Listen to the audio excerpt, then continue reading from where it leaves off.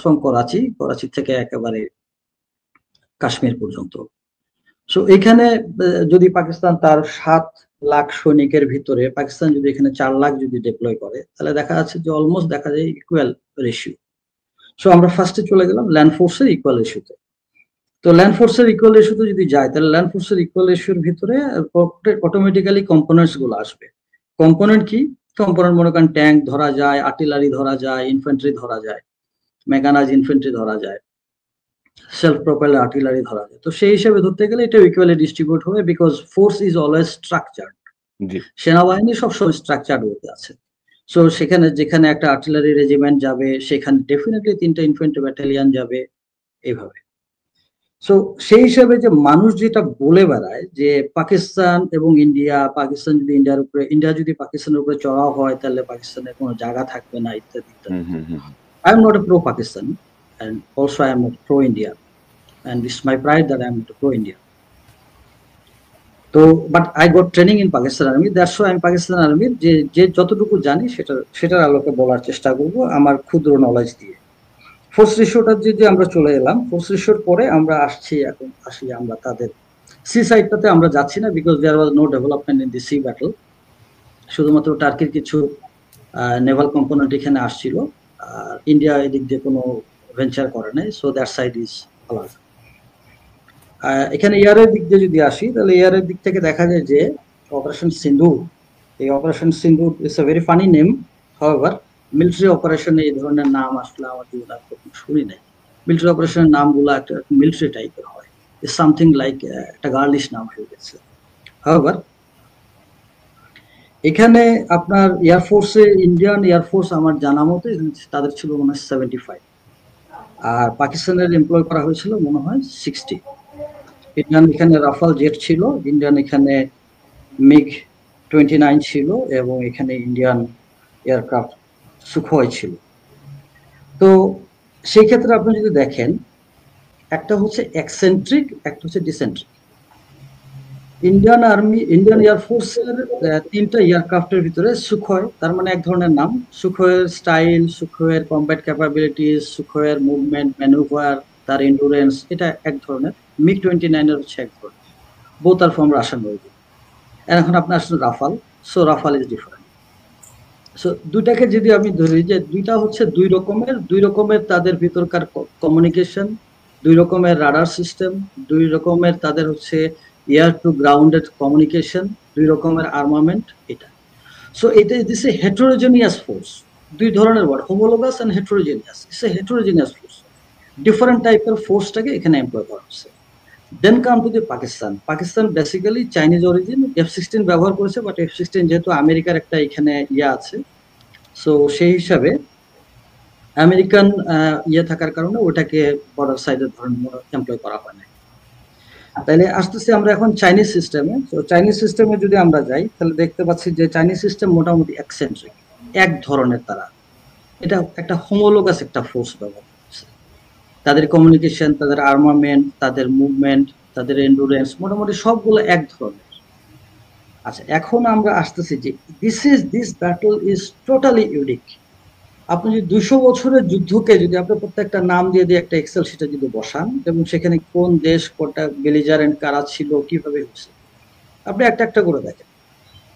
আপনার let us start with 1971, our great liberation war. মুক্তিযুদ্ধের সময়, that was a freedom fight for the Bengalis, আমরা, and we have been fighting against the occupant force Pakistan. So সেখানে কিন্তু আমরা আমাদের জীবন দিয়ে যুদ্ধ করছি, ওরা 1200 মাইল দূরে, 12,000 মাইল দূরে ওরা এসে এখানে ওরা আমাদের সাথে যুদ্ধ করছে, and then we have liberated our country. So this is one. এটা ইউনিক, বাট এই যুদ্ধের সাথে এটাকে ইউনিক মেলানো যাবে না। That's a war for struggle. আমাদের 71 ছিল স্ট্রাগলের যুদ্ধ, বাট এটা this is not for struggle, এটা কিন্তু আত্মমর্যাদার যুদ্ধ। এই জিনিসটা একটু মনে রাখতে হবে। জি, সেকেন্ড পয়েন্টে আমরা যাই। সেকেন্ড পয়েন্টটা হচ্ছে যে আপনি আরো কিছু যুদ্ধ দেখেন ইতিহাস থেকে, দিয়ান বিয়ান ফু। ফেরদৌস ভাই, আমি যদি আপনাকে একটু পয়েন্টেড করি, যে ধরেন ভারত পাকিস্তানের সাথে এ পর্যন্ত যুদ্ধ বলি বা এঙ্গেজমেন্ট বলি যতগুলোই হয়েছে, ভারত কিন্তু নির্মম ভাবে পরাজিত হয়েছে, বলা চলে, মার খেয়েছে পাকিস্তানের হাতে। আর বাংলাদেশের সঙ্গে পাকিস্তানের যে যুদ্ধ, আমাদের মহান যে মুক্তিযুদ্ধ, সে মুক্তিযুদ্ধের সময় কিন্তু যুদ্ধটা করেছে বাংলাদেশের মুক্তিযোদ্ধারা, বাংলাদেশের সৈনিকরা, বাংলাদেশের মানুষ।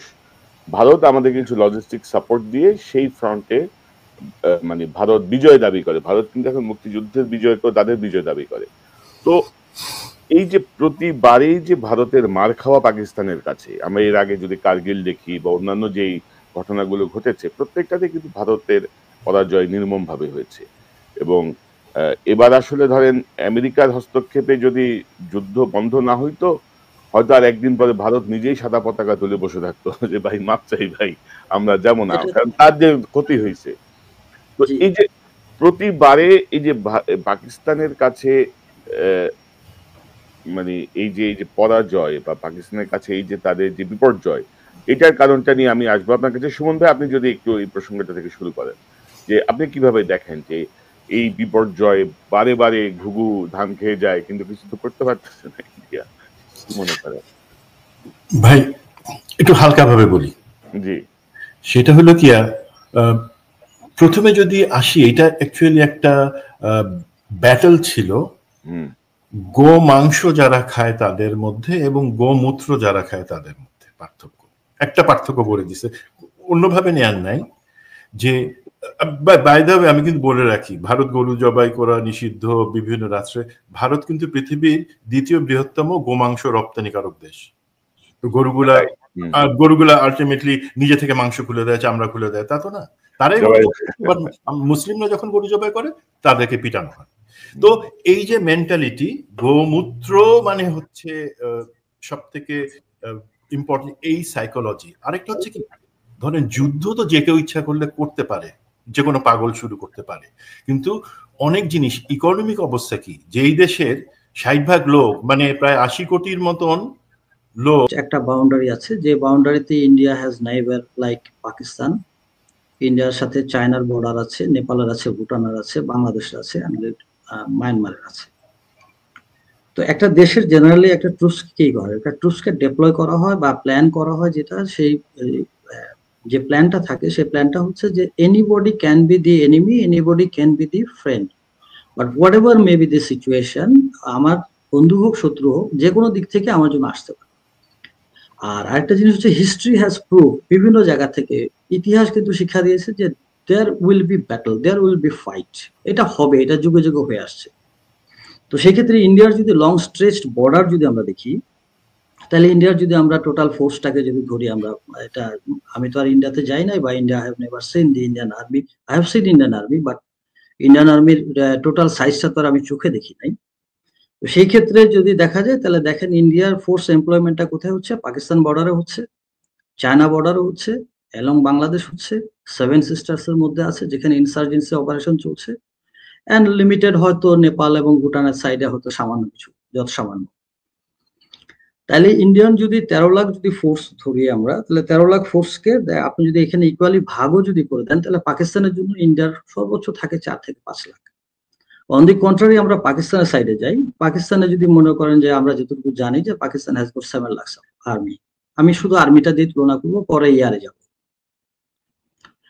সো পাকিস্তানের যদি আমরা দেখি যে পাকিস্তানের 7 লাখ যদি আর্মি ধরি, Pakistan has got border with China, so it's a friendly situation and they have got very good understanding.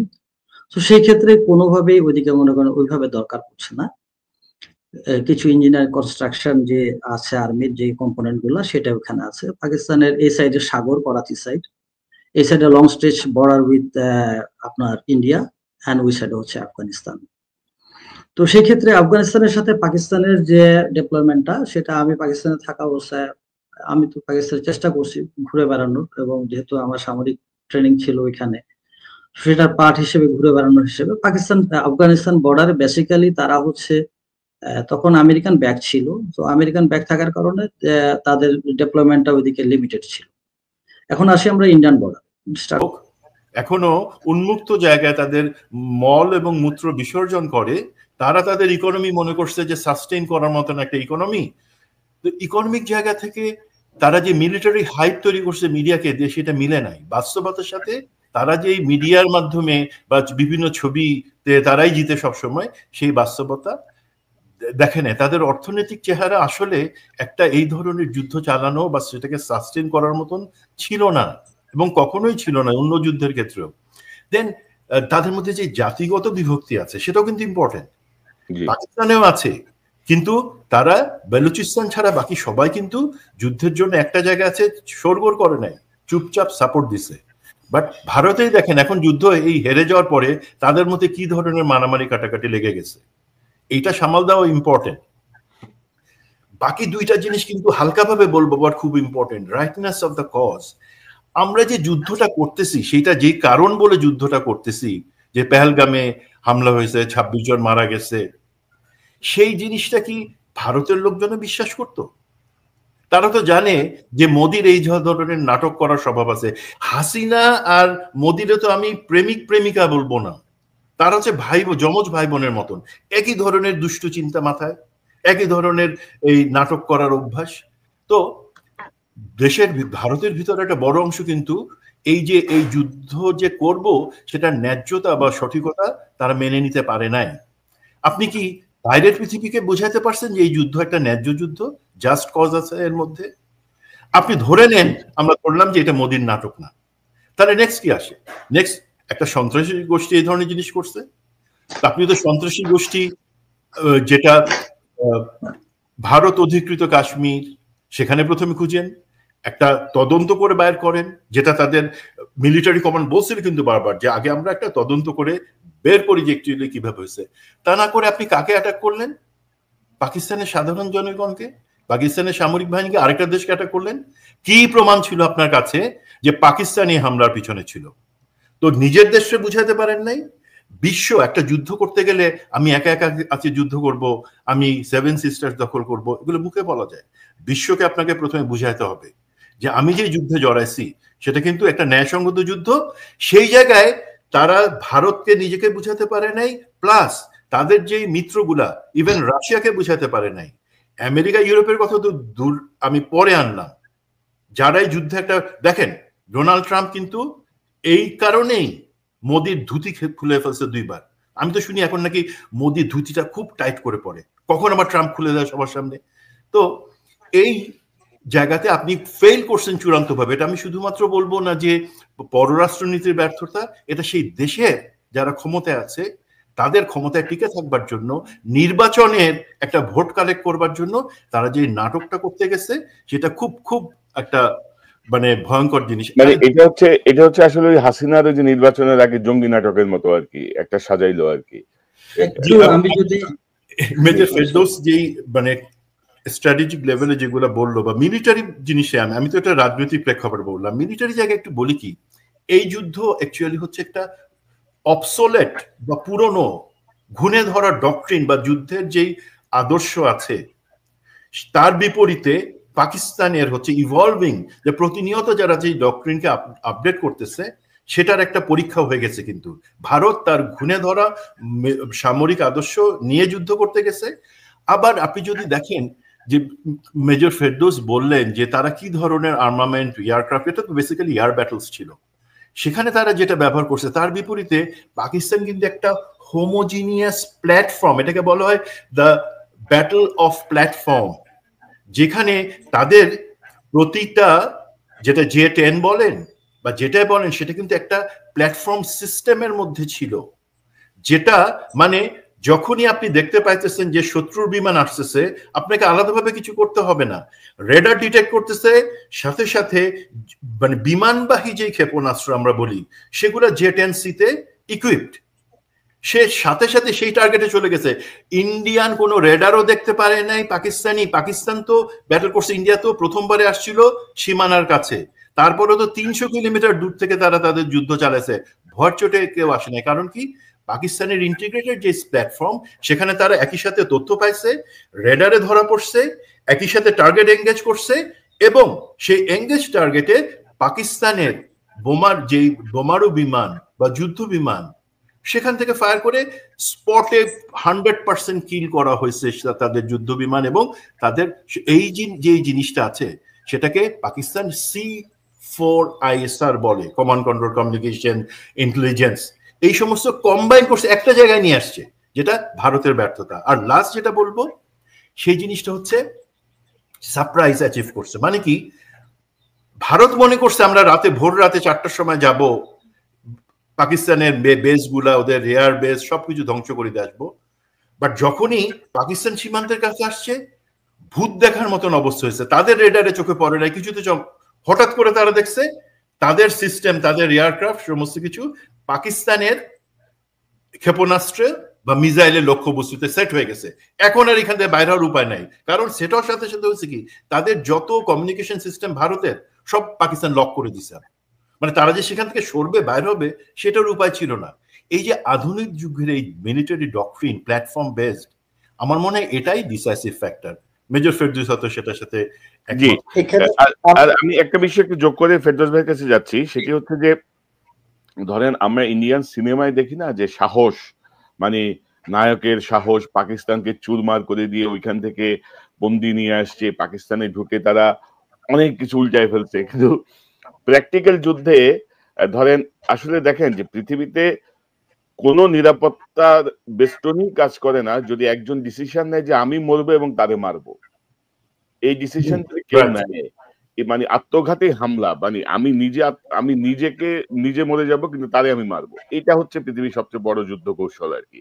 আমার মনে হয় যে পাকিস্তানের ক্ষেত্রে এই বিষয়টা অনেক বেশি মাত্রা ইফেক্টিভ দেশপ্রেমের জায়গাটা থেকে, যেটা ইন্ডিয়ানদের যেটা হচ্ছে আপনার সিনেমার মধ্যে সীমাবদ্ধ আর কি, বীরত্ব গাথা।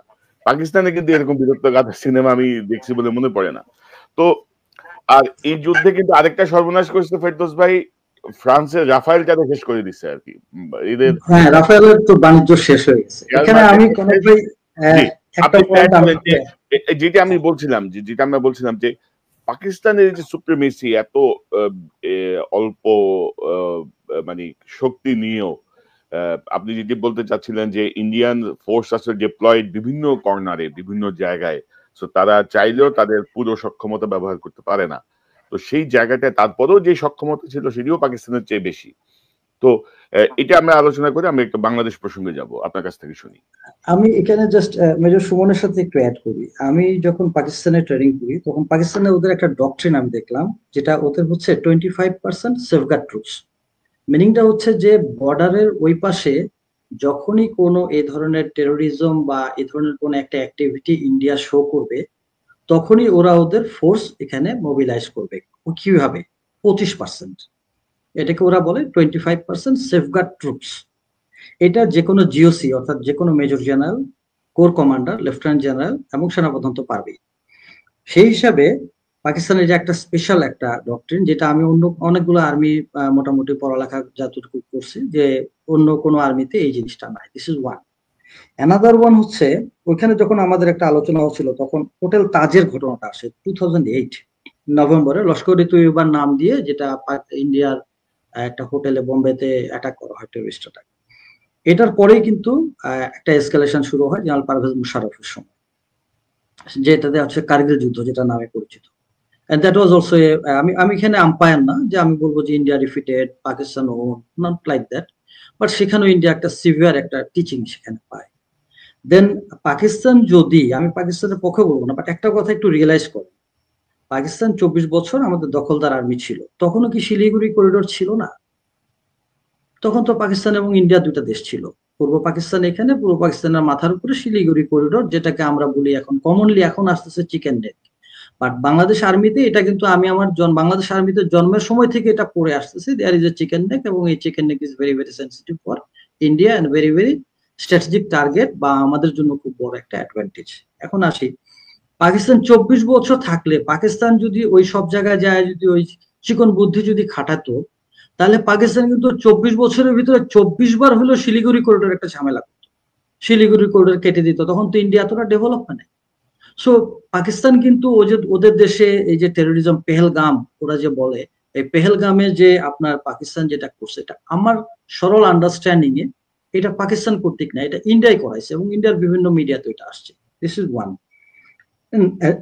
অ্যানাদার ওয়ান হচ্ছে, আমরা যদি যুদ্ধটার ব্যাপারে যাই, জাস্ট ছোট করে যুদ্ধটা যদি আমরা মানে ইয়ে করি, আপনি দেখেন যে চায়না এবং পাকিস্তানের ভিতরে খুব সুন্দর একটা টাই আছে। এই টাইটা থাকার কারণে কি হয়েছে, যে টোটাল স্যাটেলাইট সিস্টেম যেটা জে-10 এর সাথে এবং অ্যাওয়াক্স এয়ারবোর্ন আর্লি ওয়ার্নিং সিস্টেম অ্যাওয়াক্স, যেটা একটা প্লেনের উপরে একটা রাডার ক্যারি করা হয়, মুভিং রাডার, এটার সাথে এত সুন্দরভাবে নেটওয়ার্ক প্ল্যাটফর্মটা তৈরি করা যে যখন ইন্ডিয়ান বিভিন্ন এয়ারবেস থেকে যখন ওদের এয়ারক্রাফট গুলো ফ্লাই করছে উইথ এ ভিউ, যে উদ্দেশ্যটা ছিল যে পাকিস্তান বর্ডার বরাবর যে সমস্ত টেররিস্ট ক্যাম্প গুলো আছে সেখানে তারা অ্যাটাক করে পাকিস্তানকে একটা শিক্ষা দিবে।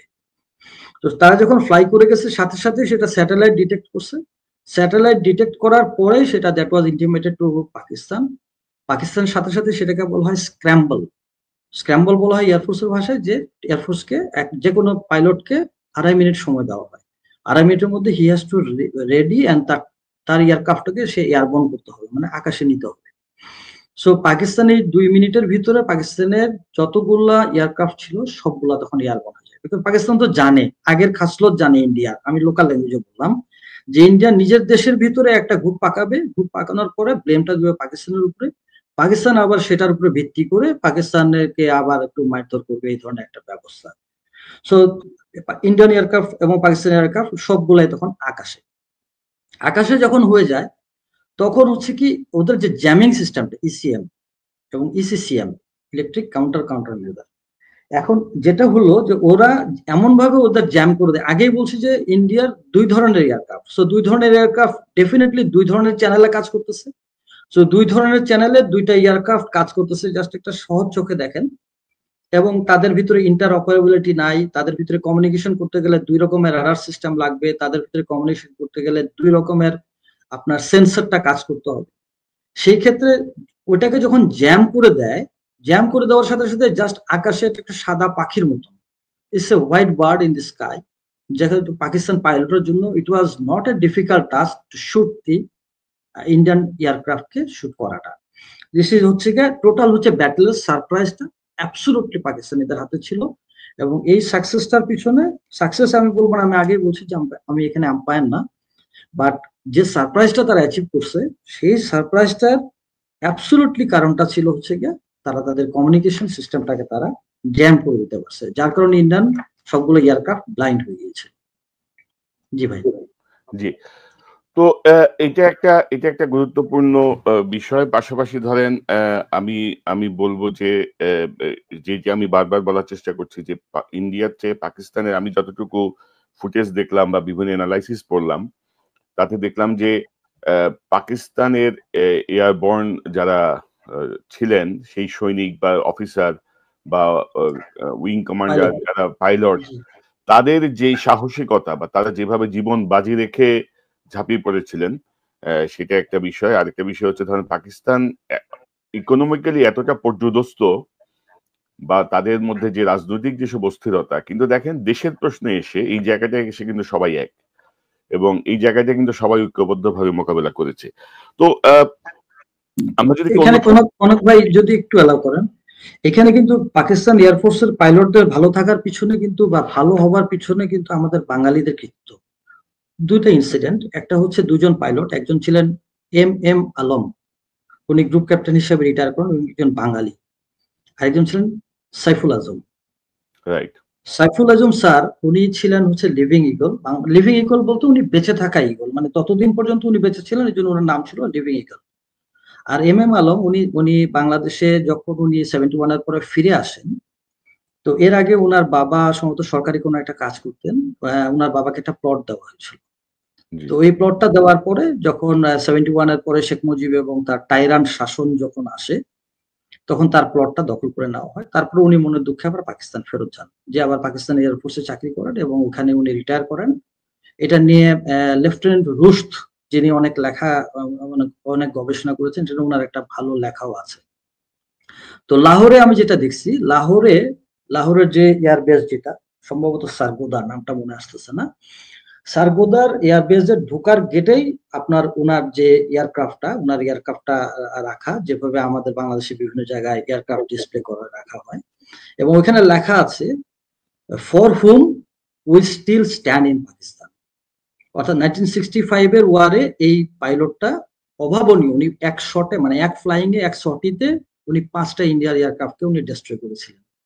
এন্ড দেন এই বোথ পাইলট ওনারা 67, 69 and 73-তে ওনারা মিশরের হয়ে এবং সিরিয়ার হয়ে ওনারা হচ্ছে ইসরায়েলের সাথে ওনারা যুদ্ধ করছেন।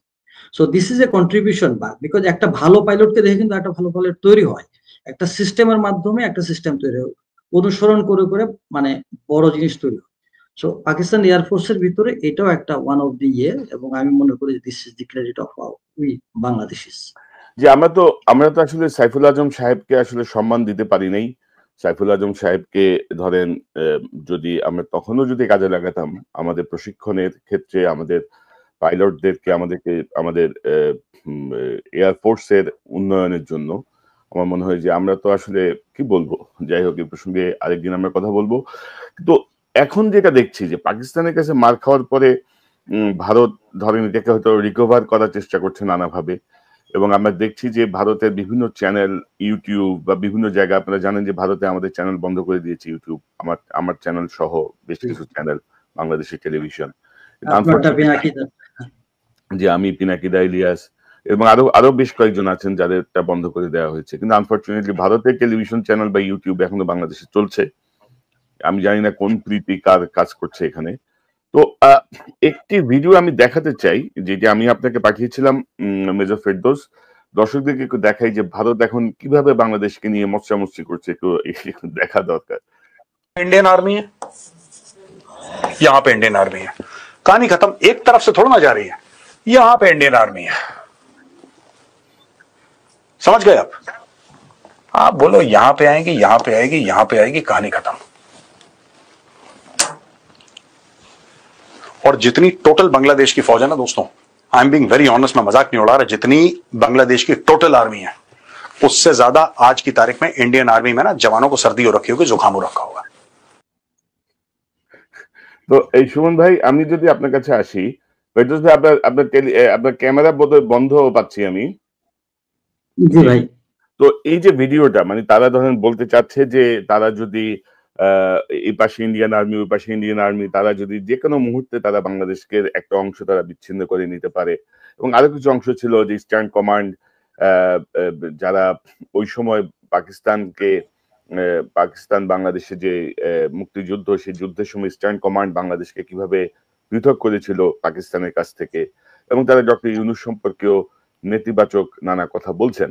তো এই সম্বন্ধে আপনার কাছে একটু শুনি, এই যে ধরেন এই যে বাগাড়ম্বর, এটা আপনি কতটুকু বিশ্বাস করেন, বা পাকিস্তান বা ভারত বাংলাদেশের সঙ্গে যুদ্ধ লাগবে কিনা, লাগলে কি মনে করেন, আপনার ব্যাখ্যাটা একটু শুনে আগে।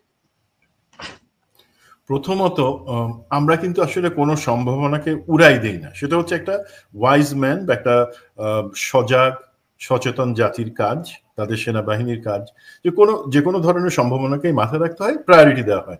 এখন এই লোক যে, সে কিন্তু একজন রিটায়ার্ড মেজর ভারতের সেনাবাহিনী, তো আপনি এর কথা শুনে, এর পাগলামি শুনে বুঝতে পারেন যে ভারতীয় সেনাবাহিনীর ট্রেনিং, তাদের মানসিক চিন্তার ক্ষমতা কতটা নিচে।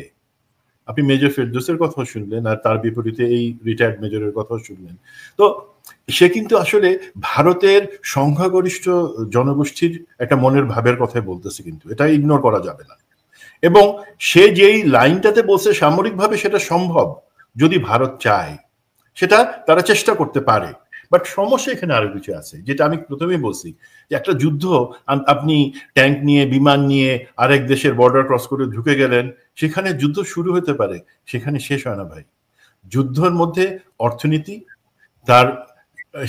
তার যে রাইট কজ, তার যুক্তি, আন্তর্জাতিক সম্প্রদায়ের চাপ, এবং আপনি লজিস্টিক্স, এই যে আপনি লং স্ট্রেচের তার হিসাব মতো টান দিয়ে নিয়ে গেল, টান দিয়ে আপনি এসে জানেও না যে কলকাতার হুগলির কথা যেখান থেকে বলতেছে একটা ডিভিশন বা 2টা ডিভিশন আনা হবে, সেখান থেকে আনবার জন্য তাদের মিনিমাম 2.5 থেকে 3 মাস লজিস্টিক প্রিপারেশন নেওয়া লাগবে।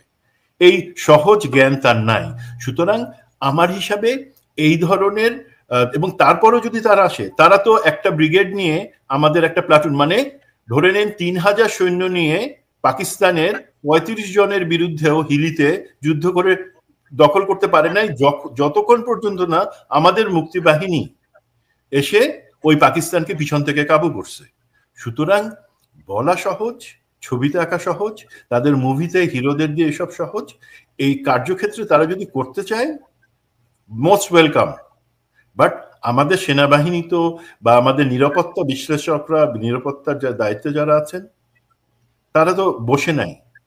এটা হচ্ছে আমার বক্তব্য। এখানে আমি কিছু জিনিস বলবো, আগে মেজর ফেরদৌসের অ্যানালাইসিসে শুনি। অ্যাকচুয়ালি আমাদের এখন এইগুলা কিন্তু তাদের মাথায় আছে, চলতে থাকবে। বিশেষ করে আপনি জাস্ট চিন্তা করেন একটা সিনারিও, আমি যদি বলি ধরেন এমন যদি হইতো এই 3 দিন বা 4 দিনের যুদ্ধে পাকিস্তান প্রতিরোধ করতে পারলো না, পাকিস্তানের সামরিক ক্ষমতা ধ্বংস হয়ে গেল, তখন সিনারিওটা কি হতো?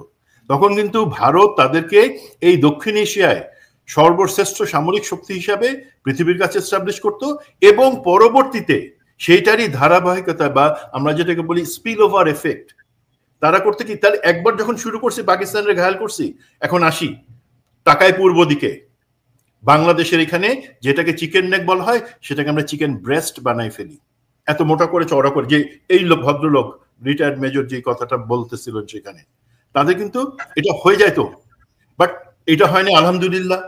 পাকিস্তান প্রতিরোধ করছে, ভারতকে নাস্তানাবুদ করছে, বাট তারপরে কি শেষ হয়ে গেছে? ধরেন মোদি, বিজেপি সরকার, ভারত যে থাপ্পড়টা খাইছে পাকিস্তানের কাছ থেকে, তারা তো মুখ দেখাইতে হবে কোনো না কোনো ভাবে।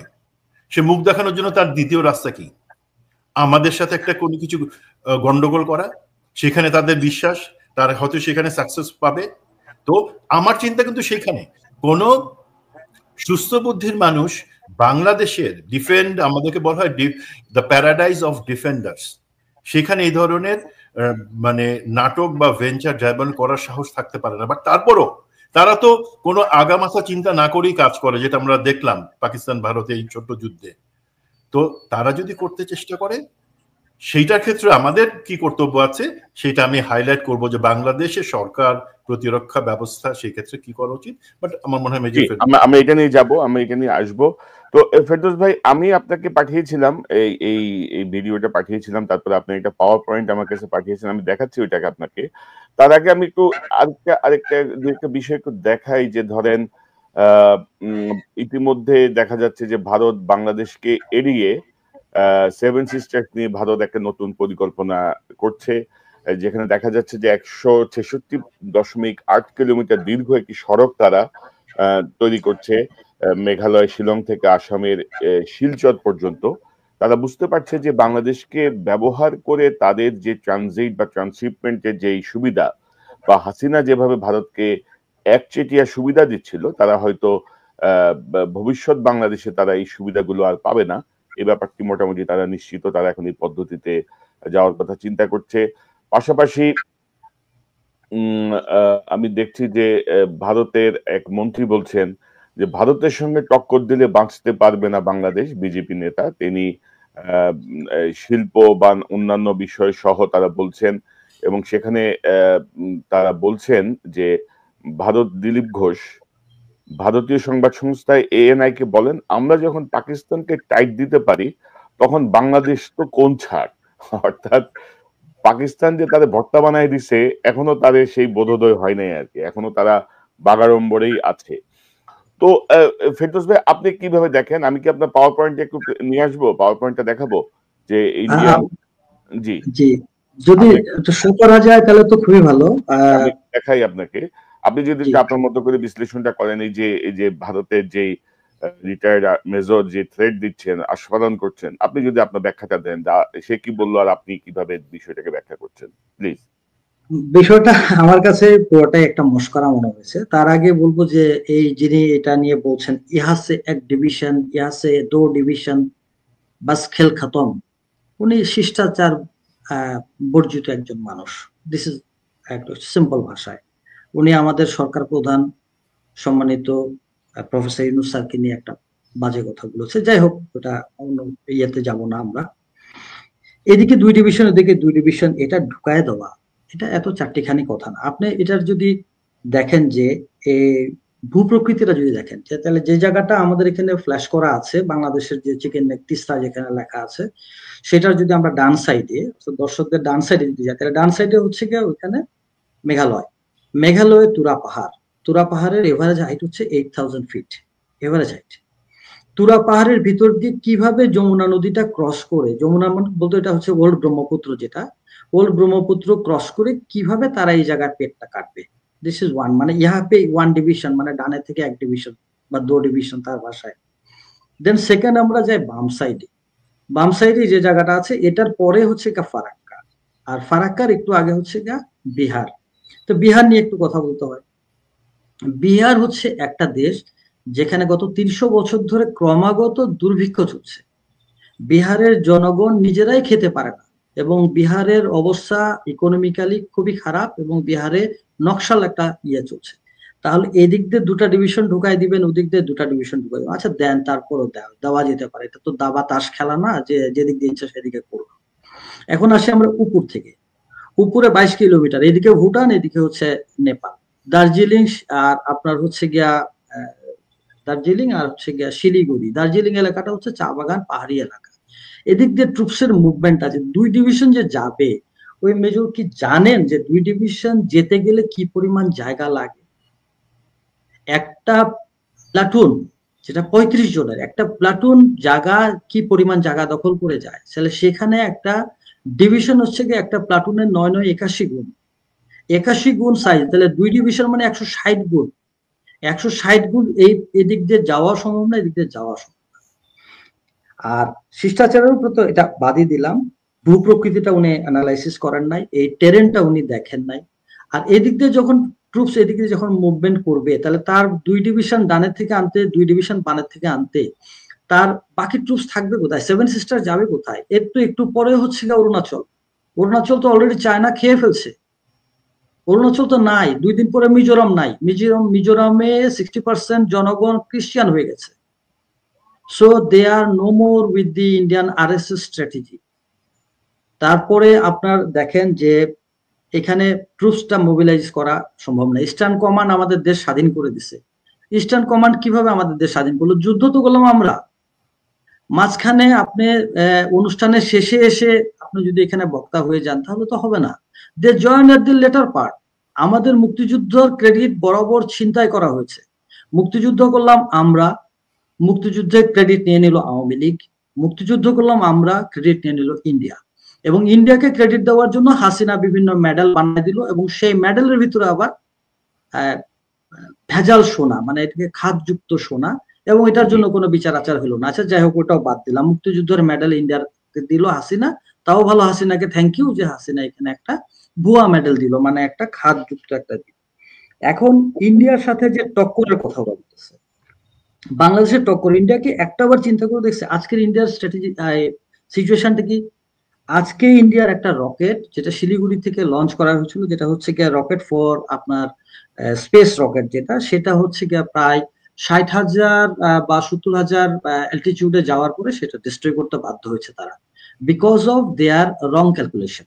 এটা আজকে ওরা নিজেরাই নিচে থেকে ফায়ার, মানে যাওয়ার পরে তার ফায়ার করছে। আজকের দিনে ইন্ডিয়ার হচ্ছে আপনার একটা স্যাটেলাইটের রিডিংটা আজকে আসতেছে না। এটা আজকের ঘটনা। ইন্ডিয়ার ব্যাপারে আমাদের সম্মানিত বাণিজ্য উপদেষ্টা উনি আজকে যেটা বলেছেন সেটা হচ্ছে যে ইন্ডিয়া যদি বাংলাদেশের সাথে ব্যবসা বন্ধ করে তাহলে ইন্ডিয়ার লস, বিকজ ইন্ডিয়া থেকে এত বিশাল পরিমাণ জিনিস বাংলাদেশে আসতো, যেটা আসার সম্ভাবনাটা কিন্তু কমে যাচ্ছে। এটা কিন্তু বাণিজ্য ঘাটতি আমাদের হবে না, ইন্ডিয়ার হবে। ইন্ডিয়ার এত জিনিস ওরা পয়দা করে, ওরা তো পেঁয়াজ খায় না, তাহলে এই পেঁয়াজটা যাবে কোথায়? ওরা তো গরু খায় না, তাহলে গরুটা যাবে কোথায়? So ultimately India is getting loser. তো এইভাবে যদি আস্ফালন করা হয় আর যা শুধু জায়গা না দেখে, এটা তো এমন না যে ম্যাপের মধ্যে খেলা বা একটা সাদা কাগজে একটা স্কেচ আঁকবো আমি, এই সাদা কাগজের স্কেচে আমি একটা ঘরও আঁকতে পারি, একটা নদীও আঁকতে পারি, একটা গাছও আঁকতে পারি। Is not a land force নিয়ে খেলাটা মাঠের মধ্যে এত সোজা না যে আমি একটা সাদা কাগজে এদিকে একটা ডিভিশন এদিকে একটা ডিভিশন ঢুকায় দিয়ে আমি বললাম ওকে খেলা খতম। জি ফেরদৌস ভাই আপনার এনালাইসিস, সুমন ভাইয়ের এনালাইসিসের পরে আমি দর্শকদেরকে আবার একটু দেখাই। इंडियन आर्मी है, यहाँ पे इंडियन आर्मी है, कहानी खत्म। एक तरफ से थोड़ा ना जा रही है, यहां पे इंडियन आर्मी है। समझ गए आप बोलो यहां पे आएगी, यहां पे आएगी, यहां पे आएगी, कहानी खत्म, कहानी खत्म। और आलोचना दरकार। और जितनी टोटल बांग्लादेश की फौज है ना दोस्तों, I am being very honest, मैं मजाक नहीं उड़ा रहा, जितनी बांग्लादेश की टोटल आर्मी है उससे ज्यादा आज की तारीख में इंडियन आर्मी में ना जवानों को सर्दी हो रखी होगी, जुकाम हो रखा होगा। মানে কল্পনা এটা কি বলেছে কনক ভাই? জাস্ট একটা মিনিট, এটা যে কথাটা বলেছে जितना बांग्लादेशी फौज है उतना से ज्यादा हमारा फौज अस्पताल में सर्द हुआ से एडमिट हुआ। আমাদের বাংলাদেশের যতগুলা সৈনিক আছে তার চেয়ে অনেক বেশি আমাদের ইন্ডিয়ান সৈনিক হাসপাতালে ঠান্ডা লেগে অসুস্থ হয়ে গেছে। ঠান্ডাজনিত অসুস্থতায় আক্রান্ত আছে। তাহলে আমি বলবো যে ওদের জ্বর আর ঠান্ডা সর্দি প্যারাসিটামল খেয়ে ওরা আসুক, ইটস আ ফান। মানে হচ্ছে ধরেন আমি যে এগুলো হচ্ছে সিম্পল বকওয়াজ, আর হচ্ছে এই বেটার আসলে চিকিৎসা দরকার। এ আসলে মানে প্রকারান্তরে ইন্ডিয়াকে হেয় প্রতিপন্ন করছে এইসব ম্যাপ টেপেকে মাতবরি করতে যে। তো সুমন ভাই, আমাদের সামরিক প্রতিরক্ষায় ধরেন আমরা যতটুকু জানি, মানে বাইরে থেকে যতটুকু জানি বা যতটুকু আলামত দেখছি, যে হাসিনা কিন্তু গত 15-16 বছরে কিন্তু আমাদের সামরিক সক্ষমতা ওইভাবে বৃদ্ধি করে নাই ভারতের প্রেসক্রিপশনে। ডক্টর ইউনূস সাম্প্রতিক সময়ে কিন্তু বলেছেন যে আমাদেরকে যুদ্ধের জন্য সম্পূর্ণ প্রস্তুত থাকতে হবে, আমাদের সেই সক্ষমতা তৈরি করতে হবে। তো সামরিক প্রতিরক্ষা, আকাশ প্রতিরক্ষা সব মিলিয়ে বাংলাদেশের এখন করণীয় কি? এবং যেমন ধরেন পাকিস্তানের সাথে ভারতের এই যে যুদ্ধ, 4 দিনের যে যুদ্ধ, সেখানে আমরা দেখলাম যে তুরস্ক ভারত পাকিস্তানের সাথে আছে, এবং আরো অন্যান্য কিছু রাষ্ট্র, ইরান বা অন্যান্যরা ব্যাকআপ হিসেবে তাদের কাজ করছে, যে যদি প্রয়োজন হয় they will support, they will engage with Pakistan. তো বাংলাদেশের আসলে এরকম কোনো চুক্তি বা এরকম কোনো সম্পর্ক নাই। আমরা ধারণা করি যে হয়তো বাংলাদেশ যদি বিপদে পড়ে পাকিস্তান এগিয়ে আসবে, চীন এগিয়ে আসবে, এই যে জায়গাগুলো, যেমন পাকিস্তানের সাথে চীনের একটা বড় ব্যাকআপ ছিল। তো ভবিষ্যতের প্রতিরক্ষা ব্যবস্থার জন্য আমরা কি চীনের সঙ্গে কোনো চুক্তি, পাকিস্তানের সঙ্গে কোনো চুক্তি, বা আমরা কিভাবে আমাদেরকে এই নতুন যে সিচুয়েশন এর সঙ্গে তৈরি করতে পারি, একটু সংক্ষেপে যদি আপনার বিশ্লেষণটা দেন, তারপর ফেরদৌসের কাছে যাবো।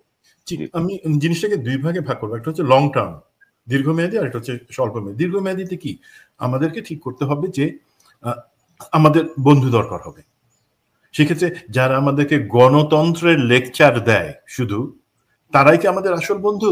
নাকি গণতন্ত্রের লেকচার বাদ দিয়েও আমাদের অর্থনৈতিক উন্নয়নে আমাদের পাশে থাকবে, আমাদের দেশে সত্যিকারের ইনভেস্টমেন্ট করবে, ইনফ্রাস্ট্রাকচার ডেভেলপমেন্টে সাহায্য করবে, উপরন্তু যারা আমাদের বিপদের সময় বলবে যে না আমরা আছি এবং আমরা তোমাদেরকে আমাদের সিস্টেমের সাথেই ইন্টিগ্রেট করে নিচ্ছি, যেটা হচ্ছে পাকিস্তান এবং ভারতের, যেটা আমি বললাম যে প্ল্যাটফর্ম বেসড ডিফেন্স সিস্টেম, সেটাতে তারা আমাদের সহযোগী হবে। তাদেরকে নির্বাচিত করতে হবে এবং তাদের সাথে কোঅপারেশন করতে হবে, 1 নাম্বার। 2 নাম্বার একটু আনফরচুনেট, আমি ধরেন যখন চাকরিতে ছিলাম তখন বিএনপি, আওয়ামী লীগ, জাতীয় পার্টি মিলায় ধরেন 50 জনের মতন প্রথম সারির নেতার সাথে কিন্তু আমার বিভিন্ন সময় আলাপ হয়েছে। খুবই আনফরচুনেটলি আমি তাদের সাথে আমাদের ন্যাশনাল ইন্টারেস্ট, আমাদের ন্যাশনাল ভ্যালু, আমাদের ন্যাশনাল সিকিউরিটির এই জিনিসগুলো আলাপ করার সময় আমার কাছে মনে হইলো যে ওনারা প্রথম সারির নেতা হলেও এই গুরুত্বপূর্ণ জিনিসগুলো সম্পর্কে আসলে ওনাদের কোনো ধারণা নাই। স্বাভাবিক, ধারণা নাও থাকতে পারে, স্বাভাবিক না, বাট ধারণা নাও। বাট আপনারা কি কখনো এঙ্গেজ হওয়ার চেষ্টা করছেন? মানে সিভিল, মিলিটারি, পলিটিক্যাল যে কোঅপারেশন, সেটাকে বৃদ্ধি করলে পরে তাদেরও জ্ঞান হবে। জ্ঞান না হলে অনেকে এই ব্যাপারে সিদ্ধান্তগুলো নিতে পারে না। একটু বলে নিই, ধরেন ডক্টর খলিলুর রহমানকে আমি প্রচন্ড পছন্দ করি, কিন্তু ওনার যে হিস্ট্রি, বাট একটা জিনিস, এই যে আমাদের করিডোর নিয়ে অথবা বিভিন্ন ইস্যুতে যখন আলোচনাগুলো হচ্ছে, আমার জানা মতে উনি সম্ভবত আসল যে জিনিস, এখানে নিরাপত্তা সংশ্লিষ্ট যারা আছেন তাদের কাছ থেকে যে ইনপুটটা নেয়া, ইভেন ডিজিএফের সাথেও তো ওনারা কথা বলেন না। আমাদের গোয়েন্দা, পাকিস্তান যুদ্ধটা অর্ধেকে তো জিতে গেছে যখন তারা আগে থাকতে আর্লি ওয়ার্নিং এবং গোয়েন্দা তথ্যগুলো পাইছে। আমরা কি সেই জায়গায় সেটা করি না আসলে? আমি কোনো কন্টেনশনে না গিয়ে আমি বলবো যে ওনার মতো প্রজ্ঞ লোকের উচিত এই জায়গাগুলোতে, এবং সরকারের উচিত সেই জায়গায় খেয়াল রাখা। দেন আমাদেরকে স্ট্র্যাটেজিক মিলিটারি পোস্টার যেটা বলা হয়, যে আমি যুদ্ধে যাব না, কিন্তু যুদ্ধের ভয়টুকু আমি আমার শত্রুদেরকে দিয়ে রাখবো, যে দেখো উল্টাপাল্টা চিন্তা করো না। সেই ক্ষেত্রে একটা উপায় লোকে করে, পাকিস্তান ভারত যেটা করছে, নিউক্লিয়ার ক্যাপাবিলিটি, পারমাণবিক অস্ত্র বানাইছে, যেটা ডেটারেন্স, যে সত্যিকারের যুদ্ধে তারা কখনো যাবে না। আমরা তো সেটা বানাবো না বা সেটা উচিত হবে না। বাট আমাদেরকে কি করতে হবে? আমাদেরকে সেই ধরনের ইকুইপমেন্ট, সেই ধরনের চুক্তি, সামরিক চুক্তি যেটার কথা আপনি বলছেন যে করে রাখবো, আমরা স্ট্র্যাটেজিক লেভেলে, আমরা কিন্তু ট্যাকটিক্যাল লেভেলে ওকে বিজিবি এইখানে ভারতীয় বিএসএফ রে সরাই দিছে, মেজর ফেরদৌস বার্মার তাদের সেনাবাহিনীকে নাফ যুদ্ধে উনি পরাজিত করছেন, এগুলো ট্যাকটিক্যাল লেভেল। স্ট্র্যাটেজিক লেভেলে থ্রেট পোস্টার রাখাটা ইম্পর্টেন্ট, যে আমার চুক্তি থাকবে তাদের সাথেই যারা প্রয়োজনের মুহূর্তে আমাদেরকে সব ধরনের যুদ্ধে সহযোগী হিসেবে আসতে পারবে। আরেকটা হচ্ছে ভেরি ইম্পর্টেন্ট, আমি যেহেতু বিজনেসের উপরে এখানে এসে পড়াশোনা করছি, বাংলাদেশেও পড়াশোনা করছি, আমরা সবসময় একটা ডিলেমা থাকে, make buy or rent decision যেটা বলা হয়, মানে আমি কি নিজে তৈরি করব, আমি কি কিনবো নাকি কারো কাছ থেকে ধার নিব। কথাটাকে যদি আপনি নিরাপত্তার সাথে নিয়ে আসেন, আমাদের জন্য আধুনিকায়নের জন্য যে ইকুইপমেন্ট দরকার সেগুলোকে আমরা দেশে বানানোর মতন তৈরি করব এখন থেকে। 2 নাম্বার, নাকি আমরা কিনবো। ভারত তো রাফেল কিনছে এত, তোর যদি পাইলটের সেই জ্ঞান না থাকে, দক্ষতা না থাকে, তুমি আর 100 রাফেল কিনো, সবই মাটিতে পড়ে যাবে পাখির মতো।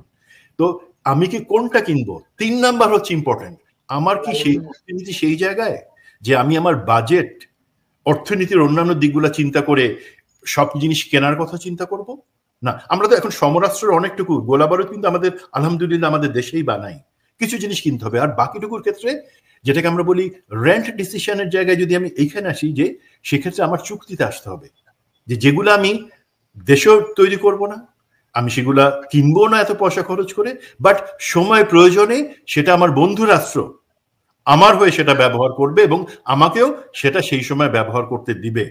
তো এই ডিসিশনটা, এগুলো লং টার্মের ডিসিশন, অনেক সময় দরকার হবে। আর শর্ট টার্মে যেগুলো করতে হবে একটু বলি, সেটা হচ্ছে আমাদের দেশে একটা কালচার আনতে হবে যে আমাদের সব থেকে বড় সমস্যা এখন কি, ধরেন আওয়ামী লীগকে নিষিদ্ধ করা বা আওয়ামী লীগের রাজনীতি, ভারতের প্রভাব মুক্ত একটা রাজনীতির জন্য, সেই জায়গায় কি আমাদের কি কিন্তু খুব ইমিডিয়েটলি দেশে আজকে দেখেন কি অবস্থা, অনেক ধরনের অনেক ঘুট পাকানোর চেষ্টা করা হচ্ছে, অনেক কিছু করা হচ্ছে। এর মাঝখানে আমাদেরকে যেটা চিন্তা করতে হবে সেটা হচ্ছে একটা জাতীয় ঐক্য দরকার ইমিডিয়েটলি। সেই ঐক্যের জায়গাতে কি আমরা সবাই কাজ করতেছি? আমি তো দেখতেছি কেউ কেউ অভিমান করে আছে, মানে ছোটখাটো ব্যাপারে অভিমান। আরে ভাই, আমরা কি এত বাচ্চা যে ঠিক আছে সরকার আমার কথা শুনে নেই, আমাকে ভ্যালু দিতেছে না, সেই কারণে আমি এই ছোট্ট তুচ্ছ ব্যাপারে, ধরেন করিডোরের ব্যাপারে আমরা কি, সরকার কি স্বচ্ছভাবে কিছু বলতেছে বা একটা সিদ্ধান্ত আমাদেরকে জানাচ্ছে? আপনি ঘোরার আগে গাড়ি জুড়ে দিতেছেন, প্রথমে একটা বলে দিন নীতিগতভাবে বলে, বাট এখন দেখতেছেন যে না, এখানে তো অনেক সমস্যা। এগুলো আমাদেরকে তখনই সম্ভব যখন আমাদের মধ্যে বিভেদটা ভুলে আমরা ঐক্যের জায়গায় আসব। দেশদ্রোহী মিডিয়া আমাদেরকে ইমিডিয়েটলি বন্ধ করতে হবে। দেখেন মিডিয়া ভারত পাকিস্তান দুই পক্ষে কতটা গুরুত্বপূর্ণ ভূমিকা রাখছে।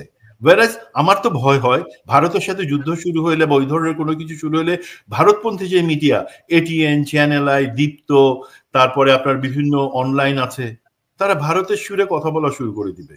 তাদেরকে প্রথম থেকে সাইজ করে দিতে হবে, প্রথম আলোকে সাইজ করতে হবে। দেন আমার হিসাবে আমি খুব খুশি হইতাম যদি আমার একজন মেন্টর আছেন ব্রিগেডিয়ার জেনারেল মনজুর কাদের, আমার যদি সুযোগ থাকতো, আমার কিছু সুযোগ নাই, আমাদের প্রতিরক্ষা নীতি যে নতুন করে তৈরি করা দরকার, সেই জায়গায় ওনার মতো লোককে অন্তর্ভুক্ত করলে পরে, যার রাখাইন সম্পর্কে, রোহিঙ্গা সম্পর্কে, আন্তর্জাতিক সম্পর্ক সম্পর্কে, যুদ্ধ সম্পর্কে প্রচুর জ্ঞান আছে।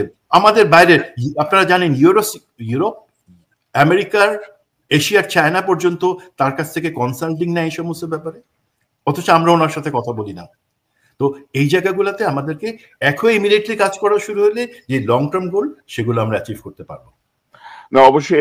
এবং ধরেন সুমন ভাই যে প্রসঙ্গটা আমি বলছিলাম যে ধরেন দীর্ঘ 16 বছর বা 18 বছর ধরে ভারত একটি ধারণা দিয়েছে যে তোমাদের জন্য তো আমরা আছি, তোমাদের সামরিক সক্ষমতার এত দরকার কি, তোমাদের বিপদ হলে তো আমরা আছি। ভারত ধরেন তার সকল প্রতিবেশীর সঙ্গে ল্যাং মারা খেয়ে তারা ধরেন বাংলাদেশের উপর সওয়ার হয়েছিল এবং টার্গেট ছিল পাকিস্তানের সাথে বাংলাদেশের দূরত্ব তৈরি করা, ভারতের উপর বাংলাদেশের ডিপেন্ডেন্সি বাড়ানো। এবং ভারত মানে যুদ্ধ যদি বাংলাদেশের হয় ভারতের সঙ্গেই হবে। বাংলাদেশকে আপনাদের সামরিক ভাষায় এটাকে বলা হতো উলফ কান্ট্রি, মানে ভারত হচ্ছে আমাদের উলফ কান্ট্রি। এবং সকল ট্রেনিং এর টার্গেট ছিল যে ভারতকে আমরা কিভাবে পরাস্ত করব। সেই জায়গাটা আমরা কিন্তু নষ্ট করে ফেলেছি। আমাদের সামরিক কৌশল, আমাদের যুদ্ধ কৌশল, আমাদের প্রতিরক্ষা কৌশল সবই কিন্তু আমরা ভারত নানা কৌশলে নিয়ে গেছে আমাদের কাছ থেকে, এবং আমরা ভারতের পরামর্শে আমাদের সামরিক পরিকল্পনা সাজিয়েছি। তো আমি জানি না এখন আমরা সেটি উদ্ধার করে আবার পুনর্গঠিত করতে পারবো কিনা। পাশাপাশি আমাদের গোয়েন্দা সংস্থা, আমাদের কাউন্টার ইন্টেলিজেন্স আসলে কিভাবে কাজ করে আমি জানি না। গত 15 বছর ধরে তো এদের সবাইকে সাধারণ মানুষ, রাজনীতিবিদ আর সাংবাদিকদের পিছনে লাগাই রাখা হয়েছিল। তো আদৌ আমাদের গোয়েন্দা সংস্থার কাছে উলফ কান্ট্রির কতটুকু ইনফরমেশন আছে, বা সেটি আমরা আসলে কিভাবে করতে পারবো, মানে অনেক অনেক ঝামেলা আর কি সামনে। তো ফেরদৌস ভাই, মানে আমাদের প্রতিরক্ষায় আমরা কি করতে পারি, আমাদের যে প্রস্তুতি দরকার, একটু সংক্ষেপে যদি বলেন। আমরা প্রায় 56 মিনিট কথা বলছি, আমরা 10 মিনিটের মধ্যে শেষ করতে চাই। একটু সংক্ষেপ আপনার কাছ থেকে শুনি যে আমাদের সামরিক কৌশল কি হতে পারে, স্ট্র্যাটেজিক অবস্থানে আমরা কিভাবে শক্তিশালী হতে পারি। আমি ইনার স্টোরি গুলো আমি বলবো না, ইনার স্টোরি এখানে আলোচনা করব না। জি, আমি জাস্ট শুধুমাত্র দেখবো যে হোয়াট ইজ মাই স্ট্রেংথ, আমার শক্তিটা কি। একটা জিনিস কিন্তু ভুলে গেলে হবে না যে আমরা ডাইনিং টেবিলে হুইস্কি খেতে খেতে ভাগ করা দেশ না। আমরা একটা 9 মাসের যুদ্ধ করে একটা দেশ স্বাধীন করছি। তার মানে আমরা একটা 9 মাসের যুদ্ধ নেওয়ার এন্ডুরেন্স বা ক্ষমতা বা শক্তি আমাদের